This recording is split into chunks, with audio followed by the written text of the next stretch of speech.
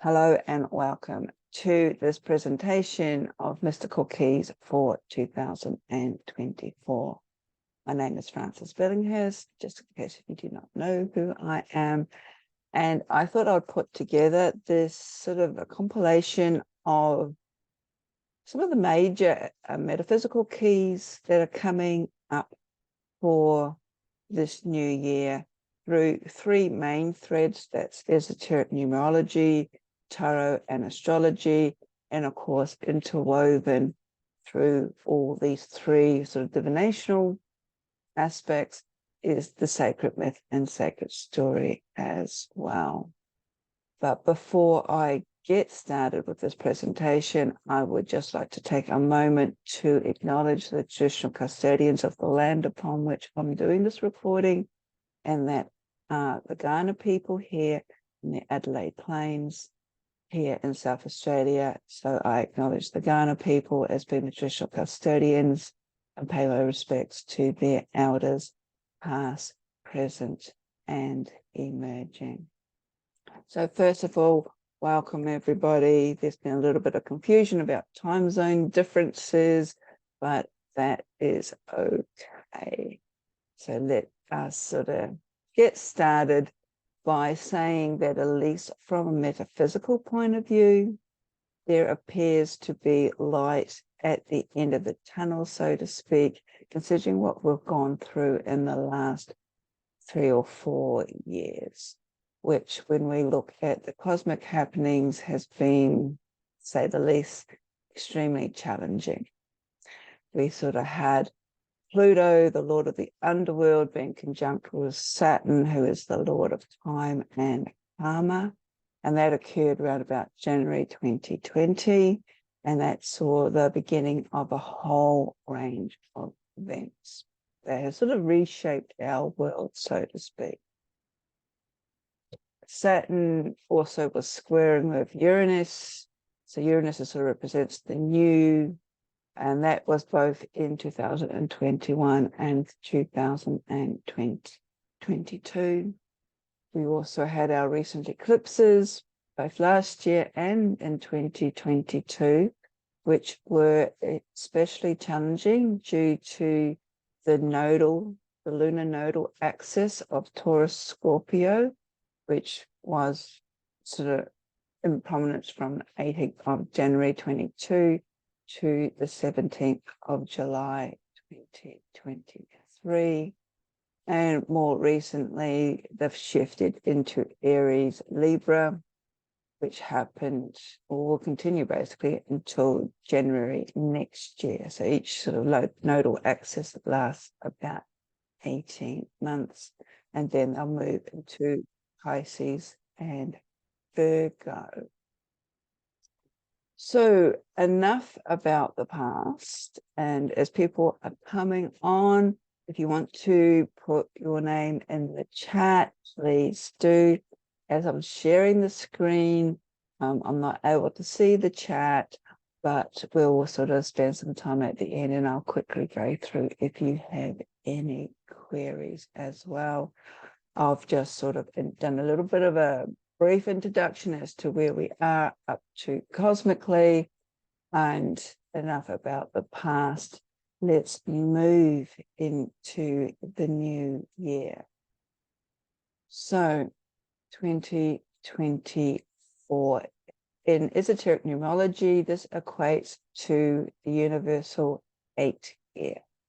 The number 8 is associated with balance and power. It's associated with business and finances and authority, but it's also the great karmic equaliser. So this is a force that creates just as efficiently as it does destroy, especially if things are out of whack or out of balance. And again, this is one of the threads, what I find really interesting. I'm not an astrologer, but I have interest in astrology.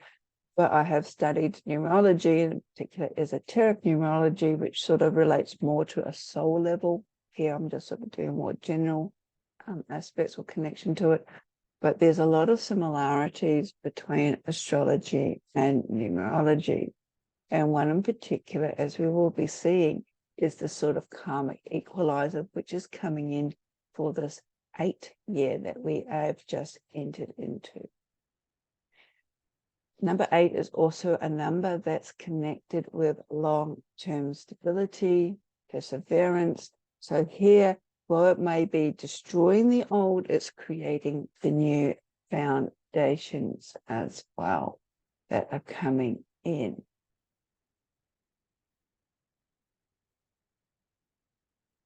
Okay, and what else do I have here? So it's all about sort of reaping what we have sown. And this can sort of bring a little bit of heightened anxiety as to, are we actually working or living our true path, our true soul calling? And sometimes we get too caught up in the head stuff, and we need to sort of drop into our heart center and trust that the cosmos, the direction that we're heading into, there are always lessons or guides along the way. And if we stray too far, the universe, our guides, whatever you believe in, will bring us back on track as well.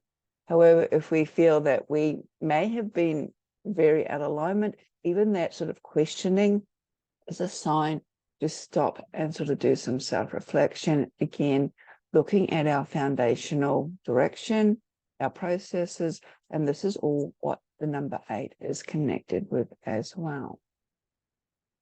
In astrological myth, the archetype is Saturn. Now, Saturn is the lord of time. He has the Greek version as Cronus. And in my next screen, we're just talking a little bit about Cronus here.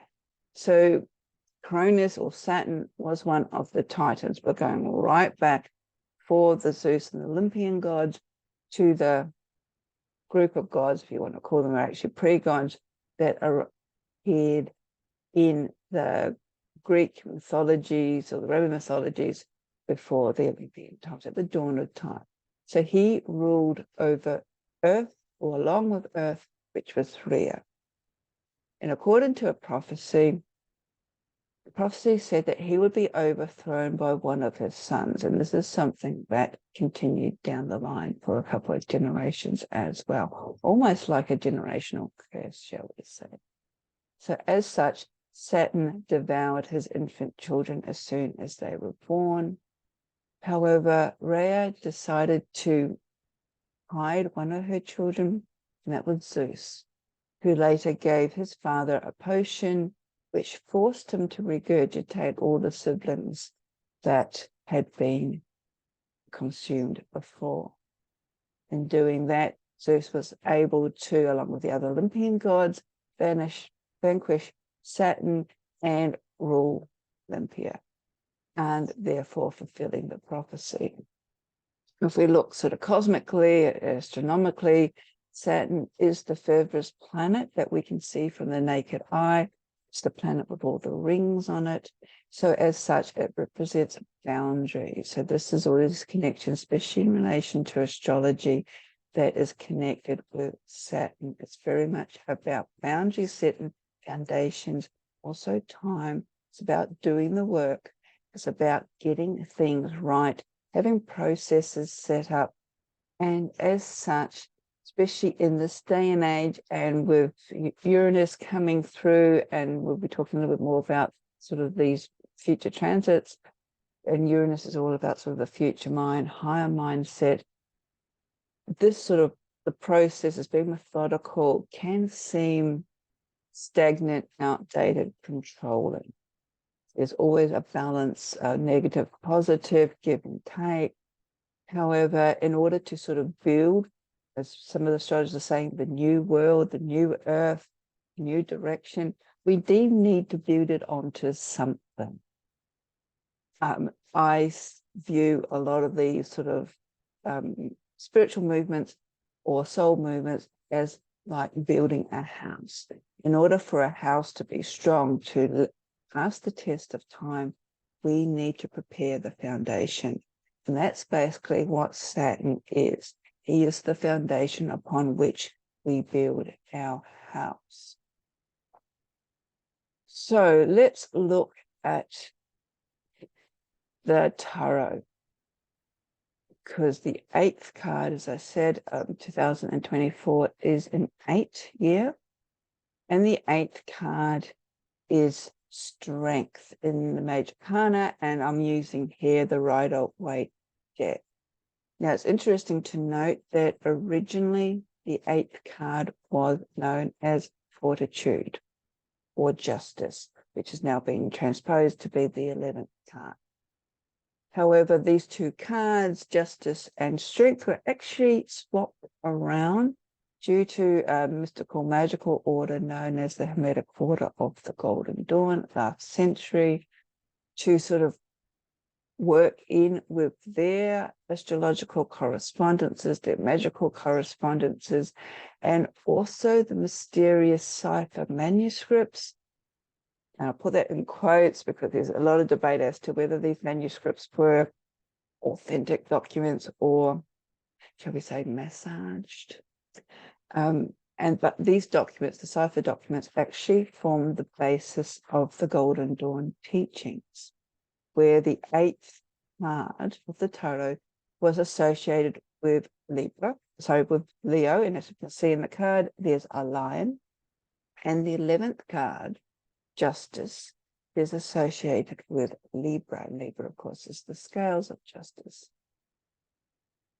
So when we look at the Rider-Waite deck, and indeed a lot of the other decks which have been sort of formed from that, or have used the Rider-Waite deck as their basis, their guide, strength depicts a woman just stroking the head of a lion as well as stroking it under its chin. So we've got this rather ferocious beast that is known for its strength, and it also is a symbol for raw passion and desires, excuse me, representing our sort of our beastly nature. However, if we're looking at the lion in this card, it appears to be rather tame, because as the woman's stroking it, its tongue is sort of lolling, and it's almost like the woman is taming it, however, without any force or cohesion. So there's no sort of like threat or sort of power over. It's sort of like a mutual respect happening here. And this is an indication as to how our animal instinct and our raw passion can actually be expressed in a positive way, especially when we start tapping into this inner strength and resilience that we all have within. In other words, how our inner beauty, our inner beastly nature can be tamed, or probably more importantly, brought into alignment once our own inner strength has been mastered or realized or even awakened, depending on if we have been in a position where we've been giving our own personal strength and power away. Another really interesting aspect of this card is that on top of the woman's head is this affinity symbol that indicates infinite potential and wisdom, almost an endless supply of natural energy that we all have access to. So this is the cosmic energy that can flow down when we open ourselves to it. The woman is wearing a white dress, and that's often white as a color usually associated with purity, especially purity of the spirit, innocence. She has a belt of flowers and leaves, signifying a connection with the natural world, as well as the fullness, the most beautiful expression of nature. Now, if we sort of go back a little bit, looking at last year, 2023, that was all about external strength. It related to the number 7, which in the Rider-Waite deck, or most tarot decks, is associated with the Chariot. So it's all external power, external strength. This year, it's more about inner strength, as well as aligning with the human spirit's ability to overcome obstacles, having that stamina, that persistence to push through, but also being balanced with the underlying sort of patience and inner calmness, And then seeing how this can actually be translated, because this will show the level of composure and maturity that has developed largely because of our influence and using our influence, our own power, just like this lady in the Strength card, not to dominate, not to control other people, but almost using it in a way as if we have an invisible power or level of persuasion, or at the very least, the ability to express our viewpoint in ways which are more grounded, more level-headed, and also include that logic coming through. So this year is very much the essence of trusting that inner confidence that we all have and utilizing it in order to overcome fears, challenges, even self-doubt. Despite of what the external world is saying, this year it's very much, even though even numbers often associated with the external self, while odd numbers are often associated with the internal self, this card of strength does have this very sort of inward focus, sort of building up our own personal foundations as well. And it's also reminding us in a way to find the power within and trusting that we have it, that we've got it, whatever or despite of the situation ahead. So we may find ourselves still going through challenging times. And when we look at the astrology, there are still, so the light is at the end of the tunnel, yet we still have a way to go. So it's building up that resistance, that inner strength to continue to persevere. And in doing so, also holding space, so to speak, to other people who may be in need of our own strength and support. Within esoteric numerology, this is a grounded, practical essence of life. Number 8 is the number also of growth, of abundance, prosperity, position, as well as power, control, structure, organization, etc. And its tagline is basically, I accumulate. It is about being almost all in or all out.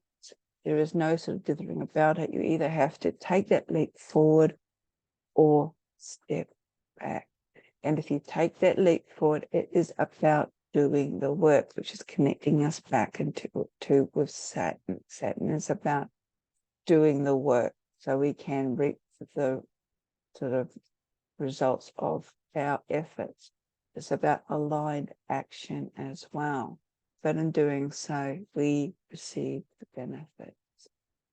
And also having sort of a more clearer vision as to what we want to achieve in our life. And just before I move into the breakdown of 2024 from a numerological point of view, just want to say that again, with Saturn being the planetary force of this year, there's going to be a lot of tests. It's going to be testing our resilience, testing to see how tenacious we are, how determined we are to achieve our end goal. So on a surface level, on a lower level, this may appear to be rather ruthless, power hungry, sort of a business of dog eat dog. And this again is one of the challenges of this new year. Will we get caught up in the divide between the haves and the have-nots? Will we become frivolous, or will we act with more caution, especially when it comes to our spending, our financial activities? Will we sort of be more cautious, more sort of aligned as to what we spend our finances, our money on?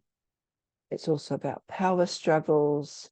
And again, as I said, it sort of affects those who are seeking this sort of power over jostle to position. So it's more to sort of get through this on a more positive way, is sort of coming back to our own inner power and how we sit with that and how we are aligned with that. So we're going to move now into the numerological breakdown. And there are a number of ways how we can look at 2024, especially when we sort of bring the tarot in as well. So firstly, we can break it down into 20, 2, and 4. And in the tarot, 20 is judgment, which is associated with Pluto. 2 is the High Priestess card, which is the moon. And 4 is the Emperor, which relates to Mars. So when we look at sort of this breakdown, it gives us a little bit sort of an interesting spin on this. As I said, last year I also did a similar video looking at numerology and tarot in particular. And if you watch that presentation, and when I upload this to YouTube, I'll link into it. However, you will see similar interpretations of the cards. And this is because, well, the numbers and the corresponding tarot and the astrology are similar in some aspects, still in the 20s. So first, judgment and Pluto. The judgment card in tarot relates to sort of resurrection, awakening, something coming back to life. And when we take a deep dive into this card, especially in the Rider-Waite deck, and one reason why I like using the Rider-Waite deck is because the symbolism contained within it can actually be missing in later decks, which have gone off and done their own interpretations. But if we look at the symbolism in the Rider-Waite deck for judgment, on the right-hand side, we see a female figure appearing taller than the other figures. Her arms are stretched out, and the angel's trumpet appears to be really focused in her direction, indicating almost as if she is receiving that divine pull from the cosmic forces. And then through her, she shares the blessings or whatever, her partner on the left and their subsequent child in the middle.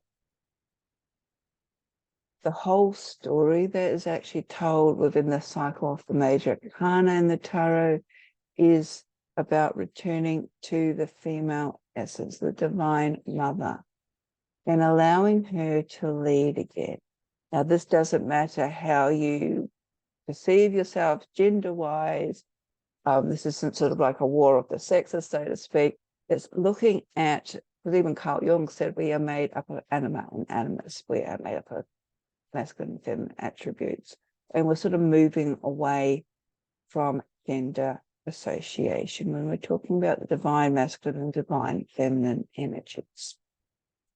So the divine feminine energies is leading from the feminine self. This is from leading from the heart, being a little bit more emotive, being a little bit more compassionate, showing empathy, but also tapping into our intuition. And it's against the sort of brute force. It's against the power over, because the feminine or the divine feminine energies is more sort of like, again, finding common ground. And this is something that I mentioned right back in relation to the strength card as well. The feminine essence is the chalice, while the masculine essence is the sword. And in a lot of esoteric teachings, the chalice is the container of all. It's the one that receives life. However, the masculine sword actually protects the chalice, not control it, as we see in a lot of Orthodox religion, but protects the sacred chalice. And in doing so, in keeping the sacred feminine safe, then things can go forth and multiply. And there is, and I did mention it last year, it's said to be a Cherokee saying that this is the role of the man. The man's role is to protect the woman, so then she is able to walk on the earth. So again, there is no power over. There is a purpose for both divine masculine, divine feminine. And that applies within each of us as well. It's also connected to the resurrection of the female principle and what it is on offer this year, as well as these other cards that we will see, especially the High Priestess, which is connecting with the moon, and the moon is also often perceived as female or feminine essence. So here in Australia, we actually have, well, the Aboriginal people actually have lunar gods as opposed to a lunar goddess. But still, when we're looking at this interpretation, this is about sort of the resurrection of the female. Moving on to the second card, number 2, which is the High Priestess. Again, this is a connection to psychic abilities. It's highly intuitive. The High Priestess goes within, into the archetypal inner worlds, meditation. She's the one who actually, as we see in this card, she's sitting in front of the veil that separates the seen from the unseen, the conscious from the subconscious, and allowing only initiates, those who have done the work, to enter into the space behind, which is where the mysteries are contained. Either side of her are 2 pillars, and these mark the entrance of this mystical temple. You have the black one with the letter B on it, and this is in relation to Bozaz, which means in his strength, while on the other side we have the white pillar with the J on it. That's Jacquin, representing or meaning he will establish. And the 2 of them, again, highlighting duality, knowledge, acceptance. And this is what is needed in this space. The High Priestess has the blue robe, and she's also wearing her crown on top of her head. And these 2 aspects connect with divine knowledge and status as a ruler, but not ruler over. Again, it's sort of ruler within, that's contained within her own self. The scroll that she holds contains the sacred knowledge. And again, this is only revealed when the student, the initiate, is ready to move into this material, or move beyond the material realm, move through the veil, move into the mysteries, which is the subconscious, the liminal spaces. And finally, we have the crescent moon at her feet. And this connects her, again, with the divine feminine, with intuition, with the conscious mind, as well as all the natural cycles of the moon. And finally, in this breakdown for the year, we have the Emperor. And he is sitting on a sort of Aries-based throne where there's the rams adorning it. He is symbolizing secular hierarchy. He's the ultimate, the alpha male, the male ego. He holds the Ankh scepter in his right hand. He has a globe, a symbol of his domination, in the other hand. And he is on top of his staff, his very bare mountain. And this represents sort of stability in regulation, unwielding power. So it's almost like he is the complete opposite. And this is the outcome, or the proposed outcome, if we continue to disconnect ourselves from the divine feminine, from Mother Earth, Gaia, from nature, and also in particular in this year, which is an 8-year, if we keep, and I'm saying we as a collective, we misappropriating the use of power, using it as power over, as opposed to power with. Another way of looking at 2024, we've got a couple of 2s, we have a 0, and we have a 4. And of course, some of these cards are very similar to what I just talked about. So we can go into all that sort of rhetoric again. But we start off with High Priestess, the Moon, the Divine Feminine, which I've already discussed. 0 represents the Fall, Uranus, and I did mention Uranus right at the beginning. So we'll sort of focus a little bit on Uranus. And again, sort of the warning card, should we say, if we continue down the path that we are on, the Emperor, which represents to Mars. So the Fall, Uranus. Uranus is the rebel, it's the revolutionist. He's sort of seeking or doing something that is new. And as we see in the Road Awake deck, he is off on a journey into the unknown. So when this energy comes up, it sort of clashes against the unchangeable, the old ways. It will be clashing against the Emperor, because neither are actually in alignment with each other. So the question being asked here, especially within esoteric numerology, is the role of the enlightened female principle, that of the High Priestess. Is it strong enough? Is it out there enough? Is it deep enough to calm the increased conflict between the new and the old? Or is her influence best utilized elsewhere? So looking at the Fall here, that is into the great unknown.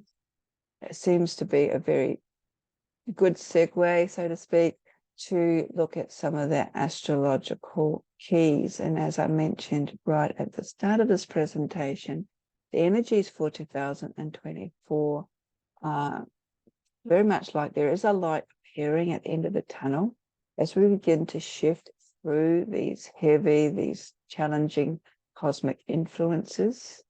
However, in order to change, especially on a deeper level, we, the collective, need to do so. We need to allow the voice of the oppressed, of the suppressed, to rise, to be strong, to gain momentum. We've seen a little bit of this, but it needs to happen again, because we're in this period of change, as the astrologers are saying, the breaking down of the old order, the rising of the new. But it's almost like the animal is being backed into a corner. It knows that it doesn't have long now, and it's coming out swinging, so to speak. So we do have a lot of serious soul searching as to what side of the fence we are sitting on, so to speak. And this actually kicked off with the conjunction of Pluto and Saturn back in, I think it was around about the 12th of January, depending on where you are, in 2020.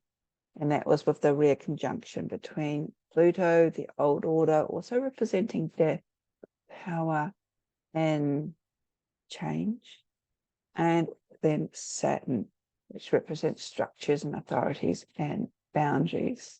And this conjunction happened in the very early signs of Capricorn. And added to this, there was the Cancer Capricorn nodal axis, with Capricorn representing the South Node, which is our karmic Mars.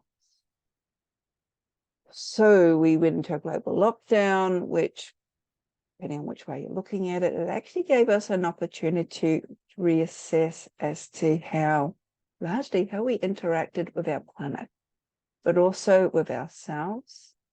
And in the very first couple of months, we were sort of all in it together. However, by the time that it dragged on, and then we started seeing this really big rift that has appeared all around, well, I wouldn't say all around the world, but largely in Western culture, where we have, it's almost like it's either very black and white perceptions, and it's like, no, this is not how either of us are going to move forward, regardless of what side of the fence you're on. We need to now find that common ground again. So there are other aspects that are coming in particular, and I'll just move my screen to Uranus. Now, Uranus has been sort of in Taurus since the 15th of May 2018. Uranus is the freedom fighter, the revolutionary. He's also the chaos maker, challenges authority, the status quo. And being in Taurus, Taurus relate to our values, amongst other things, money and currency. So Taurus is relating to almost our foundations as well. And in this year, Uranus is going to again be involved with a number of major important transits, shaking things up, particularly shaking things up, things that need to be shaken. It's going to be conjunct with Jupiter in April, which indicates a leap forward for many of us, especially if we have been, again, doing the work. So if we're looking at Uranus in mythology, he is found within the Greek myth, and he is one of the primordial deities personifying the heavens and the air. He is said to be the first offspring of Mother Earth, and these two were complementary. And between them, they created the cosmos. He is the father of the Titan, so he is the father of Saturn or Cronus, as well as other beings. And again, this is where this sort of, can we call it an intergenerational wound, that prophecy that he too will be overthrown by a child, and that happened to be Saturn.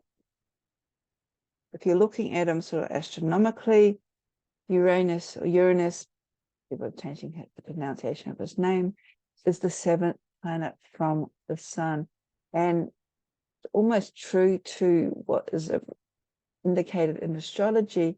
Saturn or Uranus spins sideways on its orbit around the sun, rather like a rolling ball. So this in itself sort of indicates its revelation, its sort of revelatory, sort of chaotic nature that it has. So I just want to look at some of the major transits. The first one is this Jupiter conjunct Taurus.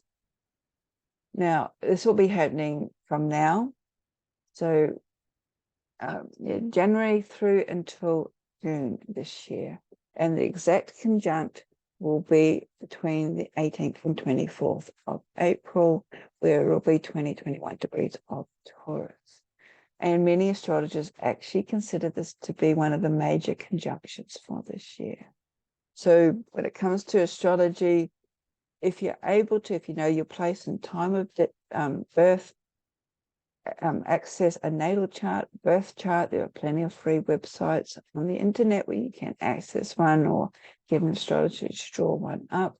If you don't know your place of birth, the time of birth, you might have to see an astrologer who actually sort of works in that area. You can generally put what requirements in for, say, like 12 noon or 12 midnight to give it general ideas, but we're looking at the houses in which these planets are located in your chart, and they can move, especially the inner planets, they can move quite quickly throughout the 24-hour cycle.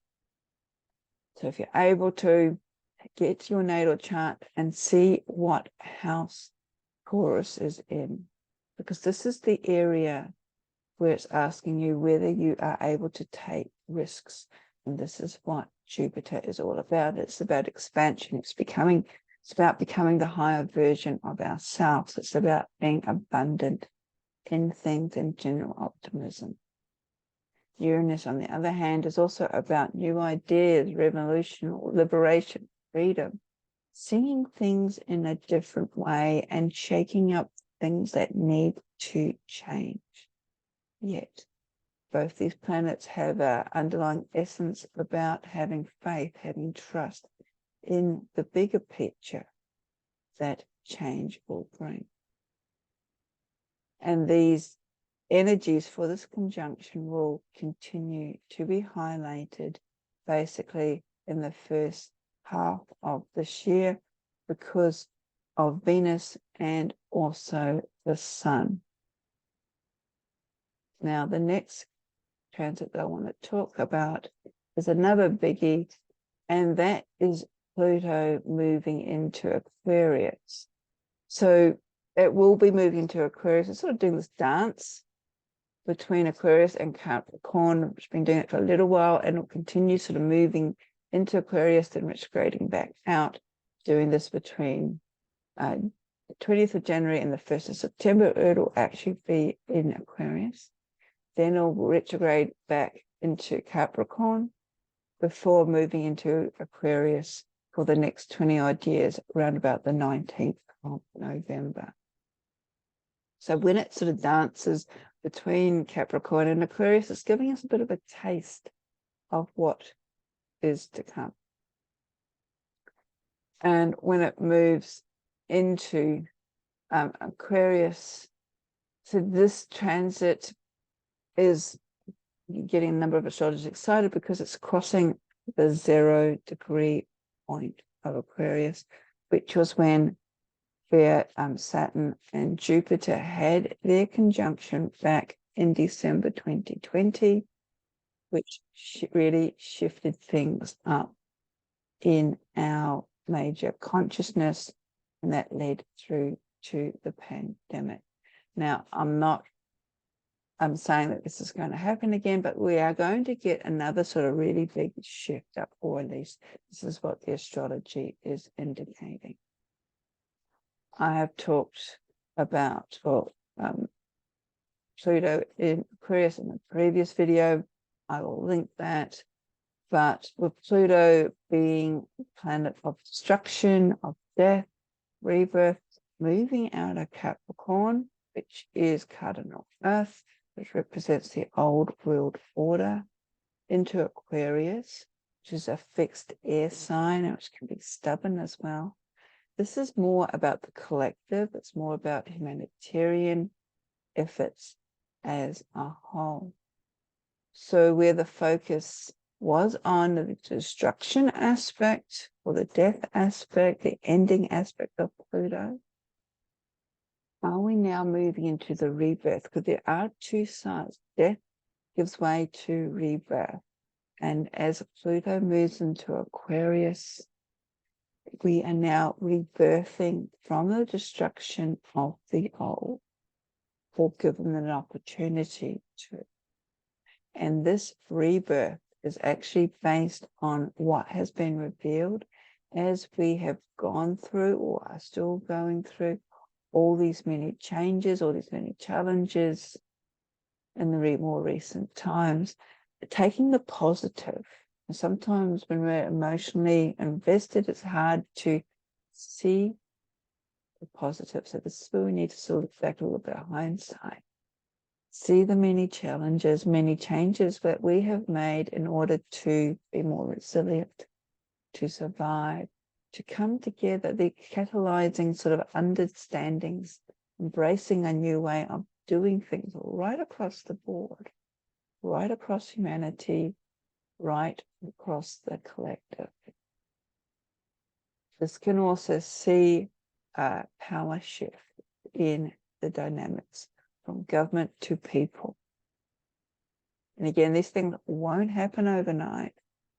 But the last time that Pluto was in Aquarius, fully in Aquarius, was between 1778 and 1780, so 1798. And during that span of some 20 years, there was the French Revolution, there was the American Revolution, there was also the Haitian Revolution, and also the Industrial Revolution. So power to the people can actually bring about more positive change. The Aquarian energy is also about frequency, understanding our world, or understanding that our world, our cosmos, and ourselves are all connected through frequency, through energy. and that everything is vibrates. And this is something that I talk about in other videos as well. So sort of a metaphysical teaching that we are all essentially energetics. This means that we are all responsible for our own frequency, our own energetics, what we allow into our energy field and what we allow in that will shape us as well. And in knowing this, everything comes back to what is within us, meaning that we are actually in control of our thoughts, even if we're not consciously aware of it. And this connects us back to Aquarius, because Aquarius is connected with the higher mind. So a question, how responsible are you when it comes to taking ownership of your own thoughts? Are you easily swayed by what's external? Or can you sort of step back and take assessment and then sort of work more consciously so aligned as well? This transit is also about individuals dipping into their power again, sort of like embracing the number 8 connection of power. This in itself has its challenges, depending on how this power is projected.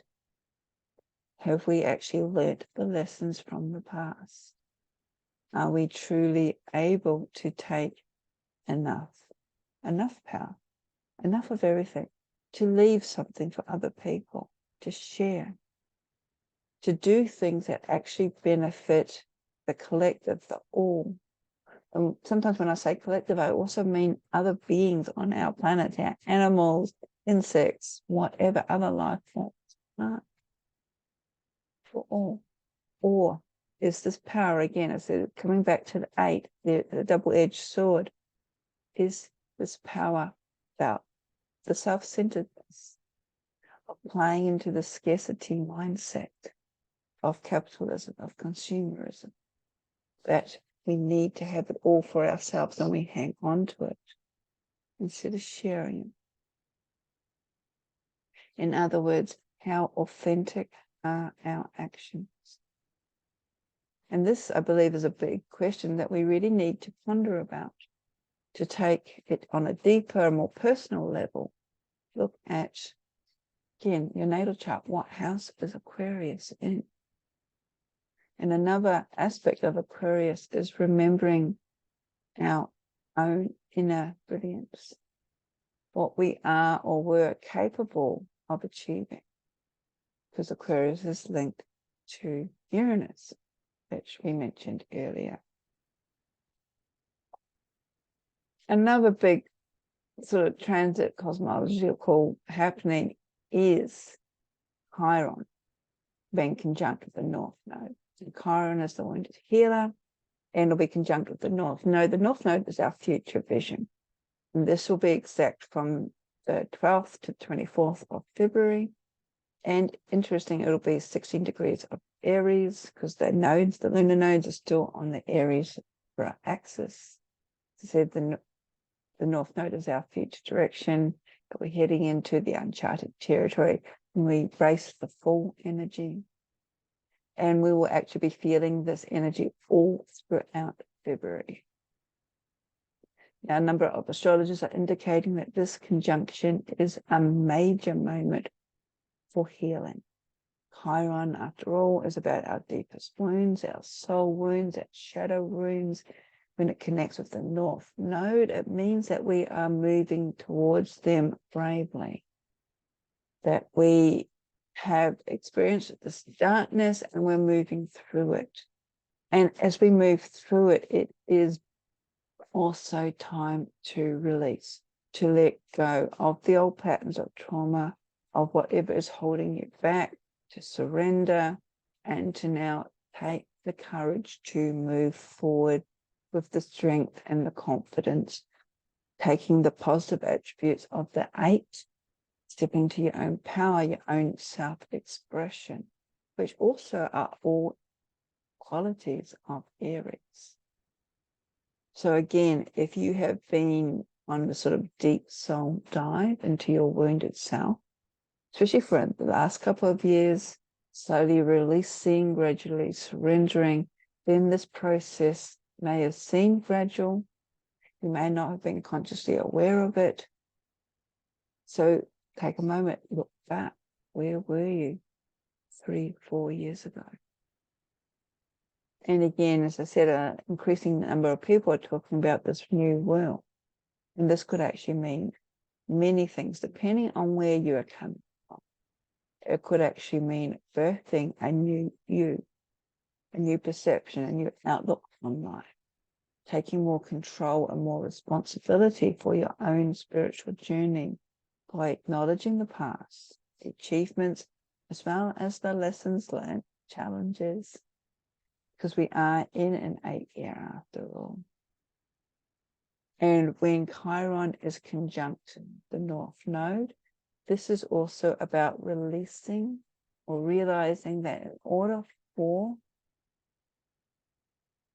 the ability for us to emerge into the light, into the freedom, into the new, we've had to go through the darkness. We've had to descend into the shadow works, into the underworld. For it's here amongst the silence, the stillness, that we needed to rest in order to be healed, in order to allow the necessary space to emerge so that we can truly integrate the gift of our own inner darkness and then bring it into the light. Now, there are a few other transits happening, especially early in 2024. We have Jupiter moving into Aries. Again, this is sort of like the energy for this is sort of adding to the sort of rejuvenation, new beginnings, time to start new projects. We have Saturn moving into Pisces again in March. And this is sort of like this blending of the intuition of Pisces and using that as a foundation for our spiritual practice. So the foundations is all about Saturn in order to use this foundation to guide us forward. And then we have the eclipses. And I just want to mention a little bit about the eclipses because they are quite interesting. The first one occurs in the astrological sign of Libra, which will be in relation to relationships. So this is the lunar eclipse. It will be happening on the 25th of March here in Adelaide. And I think we might actually be able to see it. The second one back in September will be happening on the 17th of September.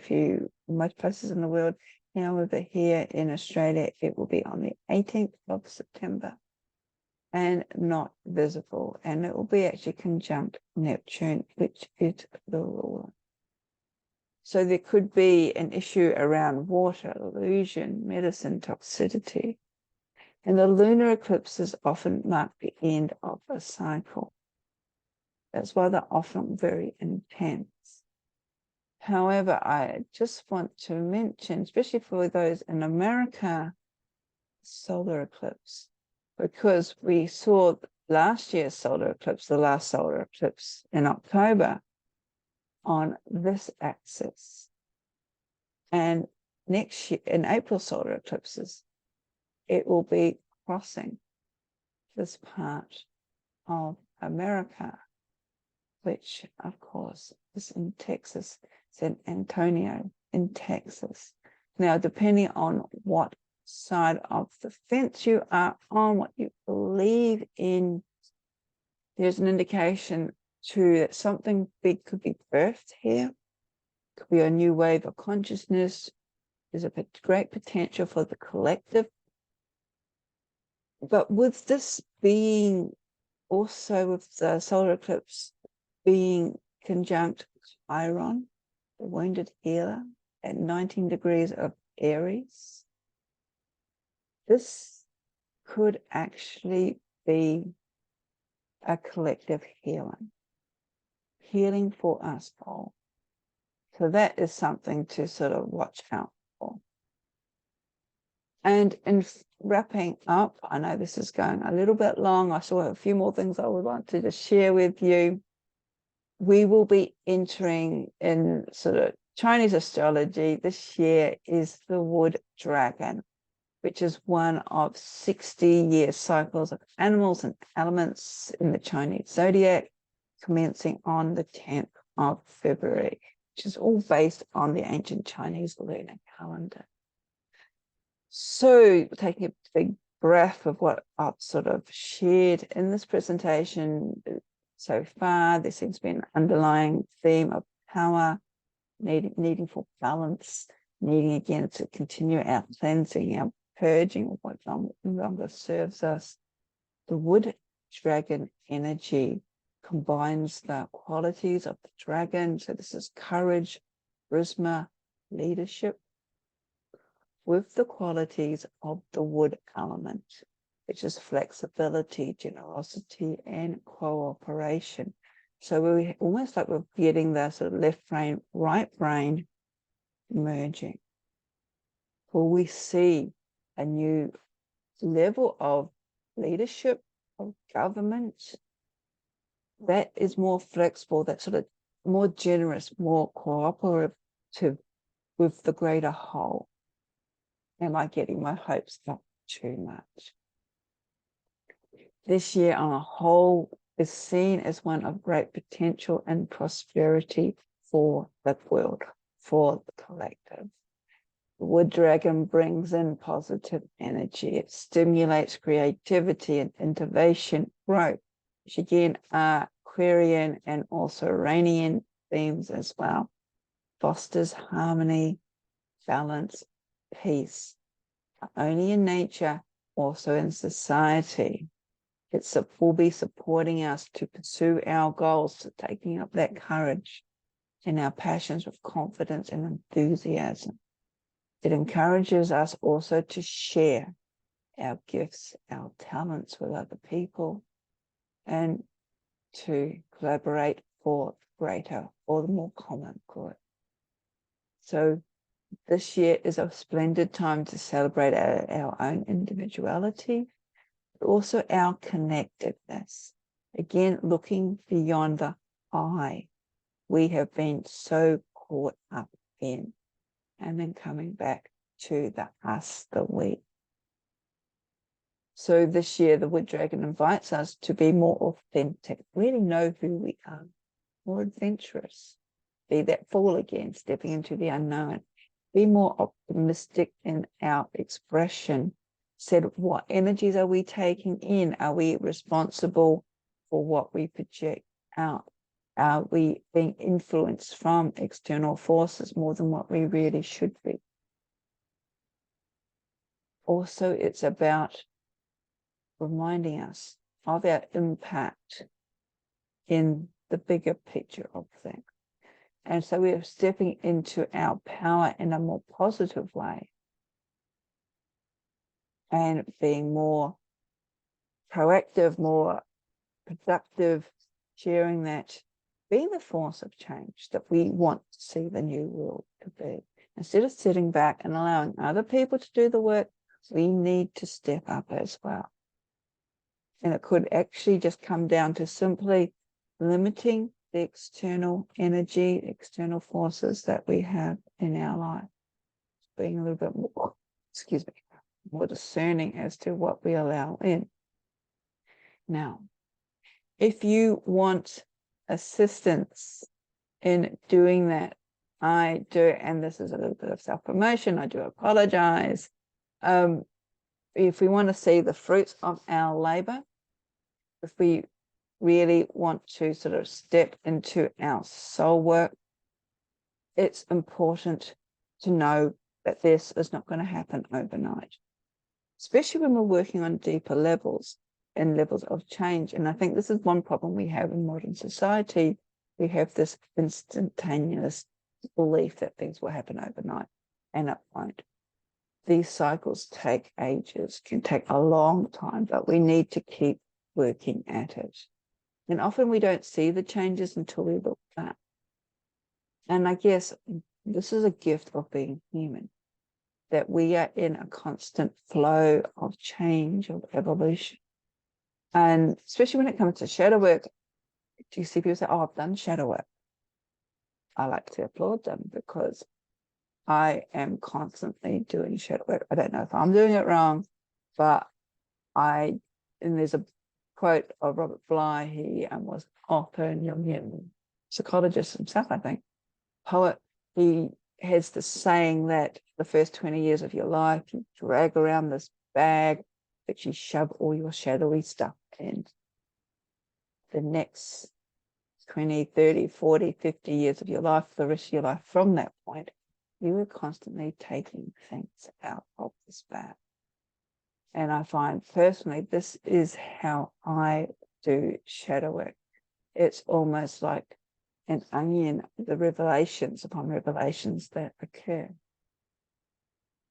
So what I've shared with you in this presentation, we can utilize these keys, the esoteric numerology, the tarot, the sacred myth, the astrology, all to assist us in our own individual journeys and to make sense of things as they ebb and flow in and out of our lives.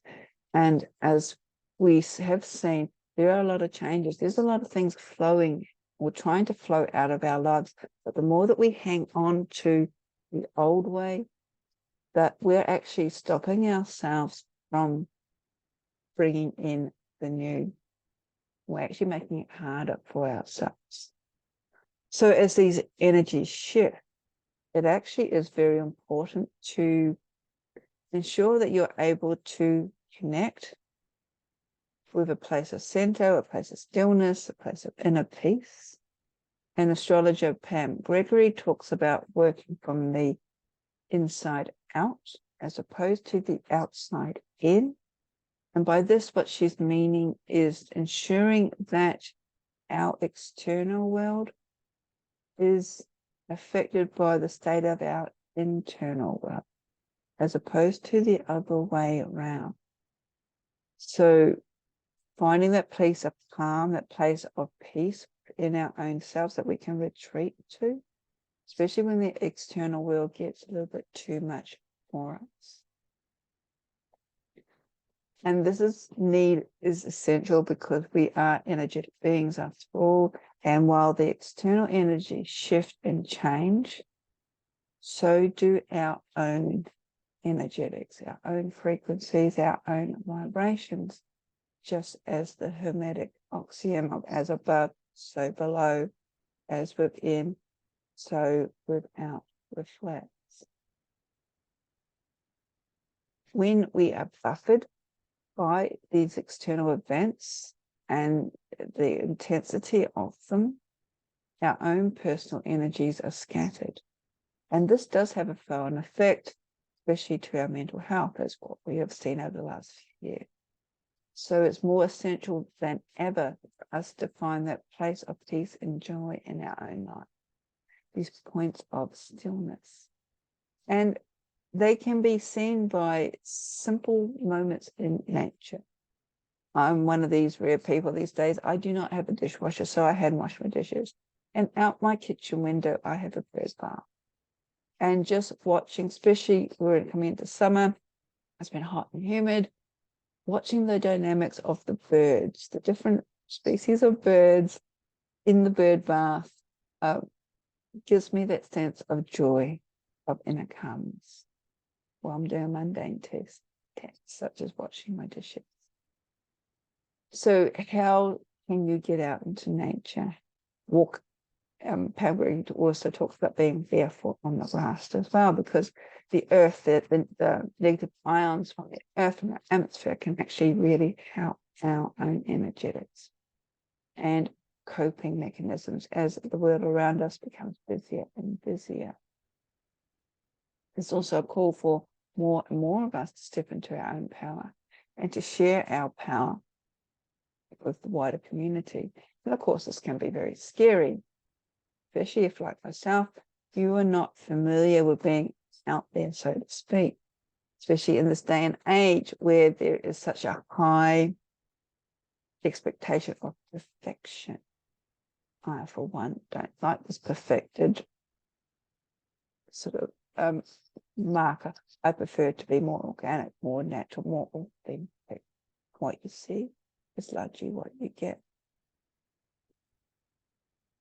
But being pulled out of our comfort zone, again, helps us to change, helps us to evolve, helps our own energetics to cease being so stagnant. And again, if you can relate to this, if you feel you need a little bit of encouragement, even doubting, if you have not done enough work, then there are plenty of resources available. And on your screen, there are 2 offerings that I am making through the Mystical Soul Academy. So that's all mysticalsoulacademy.com, all one word. And in the recordings, I will put links to this. If you go to the webpage, these will be found under, to your right, there'll be 3 bars if you have a smaller screen than what I do, or you'll find them under offerings. The first offering is a sadhana. Now, sadhana means spiritual journey. So, beginning of each year, I usually do a 21-day sadhana spiritual journey with the Hindu goddess Kali Ma. She is one of my more favorite deities to work with. Can I say that without getting strung up, basically? Because especially at this time of the year when you're sort of wanting to really make soul changes, she will do just that. Sometimes it can happen rather immediately when we're least expecting, and it can actually be dramatic because it can actually be changes that we had not expected ourselves. But later, as we look back, we see that we have needed to get out of that rut, so to speak. So how the sadhana works is for every day for 21 days, you receive an email from me with information about her myths, her stories, how to connect with her, mantras, prayers, and sometimes even personal connections as well, all to inspire you. There'll be a meditation as well that you can do every day. And if you're not, or fearing of stepping into sort of building up a practice, a regular practice, a daily practice, is a little bit sort of, you feel that you don't have the space for, at least you have the information given to you. So you can then undertake the sadhana whenever the time is more convenient for you. However, I do encourage, in order to get the most out of it, that you attempt it as much as you can. The second offering that I have starts in April, and that is rebirthing the shadow and embracing the shadow, I can barely speak, and rebirthing the new. So this is a 7-part journey. It will be happening around live Zoom calls once a fortnight, and I have built it so that it's an embodied adventure, a soul-focused alchemical journey into your deep soul self and back again, enabling you to gain personal freedom. So it utilizes myth, and we do utilize 3-4 main myths found around the world to help dive deep into your own personal shadow in order to unearth or come back to that place of authenticity on a really deep level. So these days there are many courses available on shadow work. However, I have found, and this is just my perception, that a lot of them just seem to deal with triggers, identifying triggers, which is good. So this is an essential part of soul journey. But what's often missing is the tools, the techniques of what to then do with these triggers.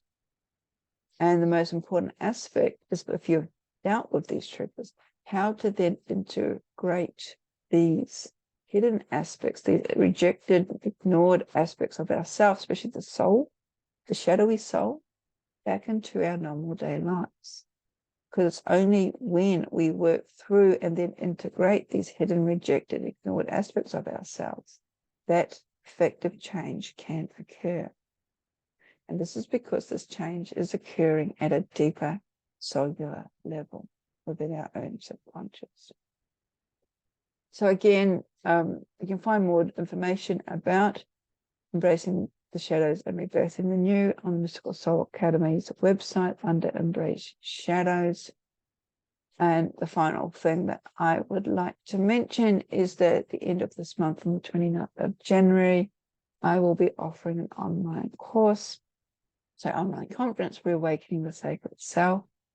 I did offer one last year.